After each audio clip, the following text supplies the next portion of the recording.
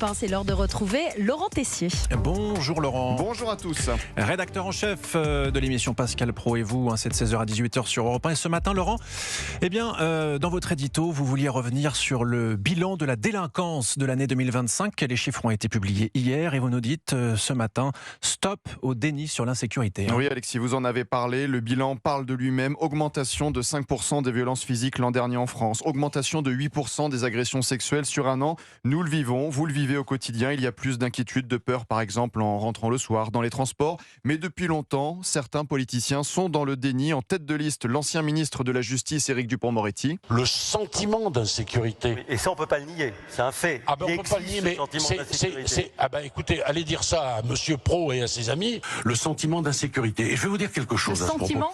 C'est un sentiment. 982 homicides l'an dernier, plus 5% de tentatives d'homicide. À ça, le sentiment d'insécurité. Nous y avons droit depuis des années avec Emmanuel Macron, le président qui dit tout et son contraire. Nouvelle démonstration. Moi, je ne m'avais jamais entendu dire aux Français, vous avez un sentiment d'insécurité. Ce que notre nation vit, c'est un sentiment d'insécurité. Et puis vraiment, tout va très bien. Yaël Braun-Pivet, la présidente de l'Assemblée nationale, était très positive l'an dernier au mois de mai sur France 2. Tout le bilan régalien des 5 premières années du quinquennat, il est extrêmement positif. Et après, plus de 28 000 refus d'obtempérer l'an dernier, une augmentation de 11%. Augmentation aussi du trafic de stupéfiants, plus 8%. Nous vous en parlons sur Europe 1 et ça ne plaît pas à tout le monde de nous voir témoigner de la réalité, du quotidien. Le chef de l'État avait su nous le rappeler l'an dernier, nous accusant d'opérer un lavage de cerveau. C'est la tyrannie du fait divers. Mais on ne peut pas vivre dans une société où on passe d'un fait divers à l'autre. Qui brainwash ? Certains de vos collègues, il faut bien le dire. Alors j'ai entendu hier l'ancien ministre de l'Intérieur et président des Républicains Bruno Retailleau et cette donnée intéressante. Il y a une différence entre la droite et la gauche. Sur les 10 villes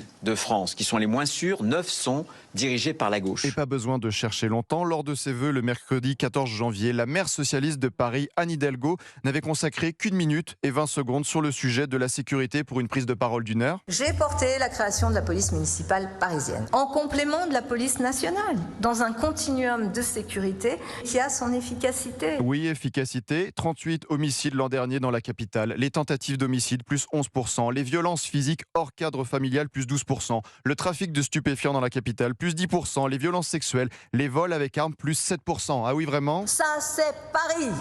Et face à toute cette délinquance, nos policiers sont pris pour cible. Des hommes et des femmes qui en ont ras-le-bol et qui manifesteront demain dans tout le pays. Vous en avez parlé. Ce n'est pas rien. Des hommes et des femmes insultés par la France insoumise qui subissent des discours de haine.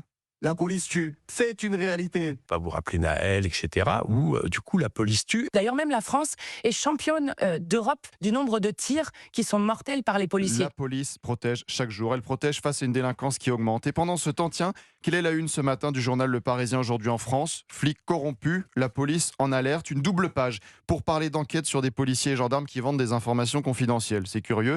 Pas un mot sur le bilan de la délinquance de 2025. Le Figaro en parle dès la 2e page. Un nouvel exemple de la bataille culturelle.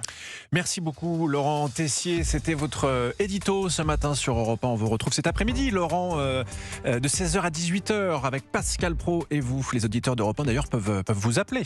Oui, au 01 80 20 39 21, c'est le numéro de téléphone non surtaxé à composer si vous voulez dialoguer tous les jours avec Pascal Pro de 16h à 18h.